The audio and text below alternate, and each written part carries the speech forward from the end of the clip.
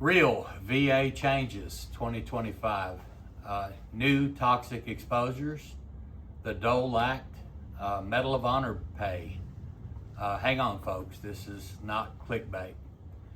Welcome back to Disabled American Veterans, Chapter 32, Jail Go Lightly, here in Melbourne, Florida. This channel does not do clickbait or paid consulting. The goal is to give veterans, spouses, and survivors clear, fact-checked information they can actually use in real everyday claims. Today's video covers real changes in veterans benefits and claims that are in effect as of fall and early winter 2025. These are signed laws and official policy updates, not rumors or proposed rules. Veterans Benefits Improvement Act of 2025. First, a quick look at Veterans Benefit Improvement Act of 2025. The law targets how the Veterans Administration handles compensation and pension examinations, disability benefit questionnaires, and parts of the backlog with the goal of improving quality and consistency. For you, the practical takeaway is that when an exam is rushed, poorly documented, or clearly does not follow the rules, you now have stronger grounds to challenge it, because Congress has already told the Department of Veterans Affairs to tighten the way it manages exams and related tools. So let's go into Elizabeth Dole, 21st Century Veterans Healthcare and Benefits Improvement Act. On January 2nd, 2025, stay with me, I'm going to get to the fall changes. The Elizabeth Dole, 21st Century Veterans Healthcare and Benefits Improvement Act become law, and it is already in effect. This act makes several important changes to education and related benefits. Key points you can use. For the Marine Gunnery Sergeant John David Fry Scholarship, some spouses and children gain expanded eligibility for school terms that begin between August 1st, 2025 and October 1st, 2027. Surviving spouses now have no time limit to use Fry Scholarship benefits, even if they remarry. That's great. If a service member transfers post 9/11 GI Bill benefits to a family member but does not complete the required service, any resulting overpayment debt is the responsibility of the service member, not the spouse or child, which protects the family from debts they did not control. So that's another awesome change. The act also pushes more schools to provide official digital transcripts, helps veterans in their final semesters receive the full housing allowance even when they drop below full-time, and opens up more high-tech technology and commercial driver training programs for VA education benefits. Veteran spouses and survivors should log into the Department of Veterans Affairs website, open the education benefits section, and confirm that the Fry Scholarship and post 9/11 GI Bill details match these changes. If they do not, bring them to an accredited representative, such as myself. Proposing rate schedule changes not yet into effect. There are many videos and big changes to the Veterans Affairs schedule for rating disabilities for mental health, sleep apnea, and tinnitus. At this time of this recording in December 2025, even though you've been hearing about it for 2 years, all those proposals are still not in effect. That means today's claims are still being evaluated under the existing rating schedule. No veterans should let a rumor stop them from filing, reopening, or appealing a claim based on fear or proposed criteria that have not gone live. Again, how much clickbait have we heard on mental health? Again, tinnitus, again, until these changes go into effect, all most YouTubers do is just change the language, change the picture, and just regurgitate the same information over and over and over. It's kind of sickening. New toxic exposure concessions. This is a good one. Toxic exposure risk activity and environmental or military occupational hazards. Now to major development for toxic exposure claims in late 2025.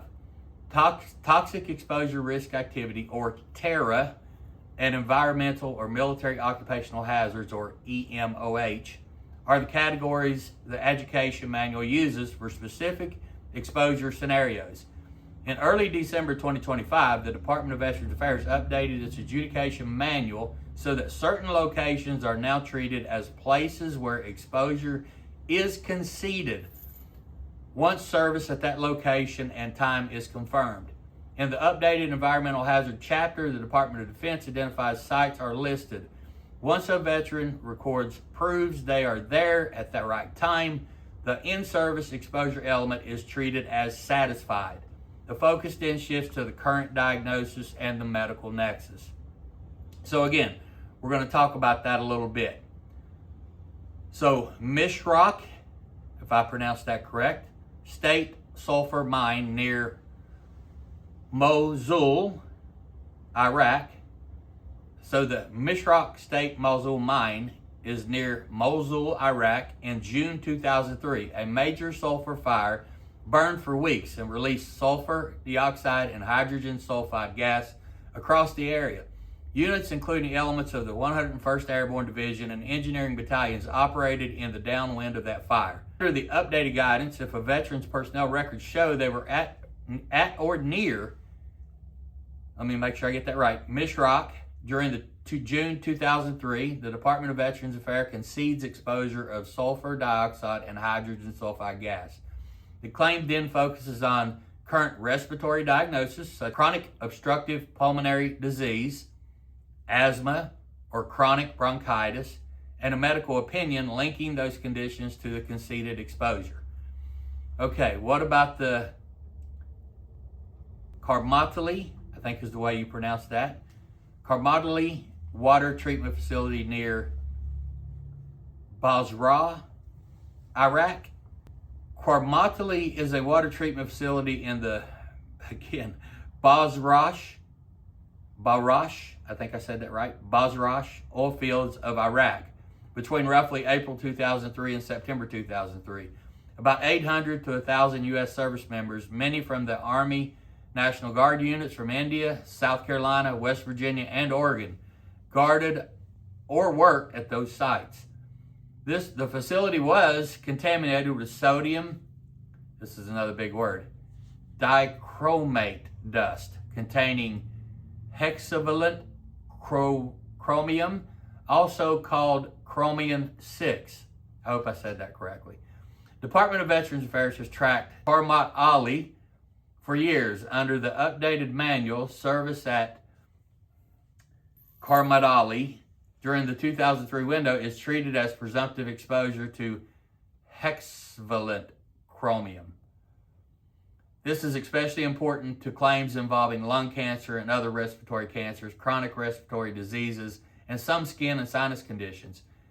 You still need a current diagnosis and a medical nexus opinion, but you no longer need to fight over whether exposure occurred if the location and dates are documented, which should be in your military records.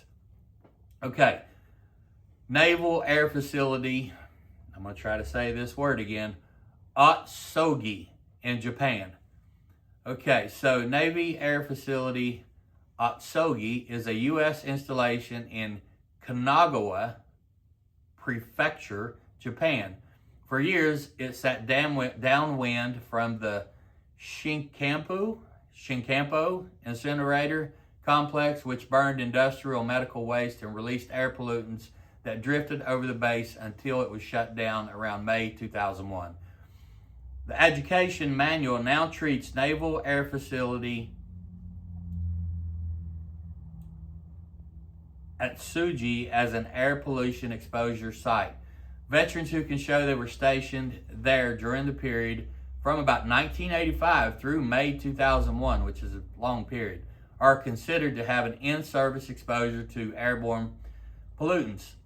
That fills in the exposure element of the environmental claims. You still need to prove the current respiratory or related conditions, basically diagnoses, and obtain supportive medical nexus. Okay, how to use the TARA and EMOH changes. Put these to work for you. At an intake, if you're a veteran service officer like myself, were you in Iraq or Mosul in June 2003? Were you in the oil fields, especially at, I hate this word, Karmatali, between April and September 2003. Were you stationed at Naval Air Facility Atsugi between 1985 and May 2001? In case you're wondering, that's ATSUGI. So then you collect your DD-214s, your deployment orders, your awards, the unit records, and place the veteran in Mishrak, Karmatali, or Atsugi during those windows. Then file and reopen claims citing the updated adjudication guidance and clearly state that their in-service exposure is conceded and request a medical opinion that directly addresses the conceded exposures and the current diagnosis. Conceded exposures do not equal an automatic grant. The power of the changes is that they remove the prove you were exposed fight in those locations and let your focus on be on the diagnosis and the nexus. Another fall 2025 change affects a very small but important group, living Medal of Honor recipients. On or about December 1st, 2025, the Medal of Honor Act took effect, significantly increasing the special pension paid to Medal of Honor recipients. This law raises the annual pension from roughly $18,000 per year to about $67,500 per year, which equals about $5,625 per month in special compensation. This is separate from the disability compensation or military retire pay. This changes recognize the extraordinary nature of the Medal of Honor and the lifelong public obligation that often accompany it. And it applies to a very, very small number of living recipients. Okay, in closing, if this helped you cut through the noise, share it with at least one veteran, spouse, or surviving family member who may be affected by these changes. Accurate information is one of the best gifts you can give in the system that's very complex. As we head into the holidays, a warm holiday to all veterans, Guard, and Reserve caregivers, Gold Star families, and especially the spouses and children who carry so much of the hidden burden behind every deployment and every disability claim. Thank you for your service, your sacrifice, and your resilience. From the Disabled American Veterans, Chapter 32 in Melbourne, Florida, may you and your families find peace, health, and hope in the upcoming year. God bless. Thank you.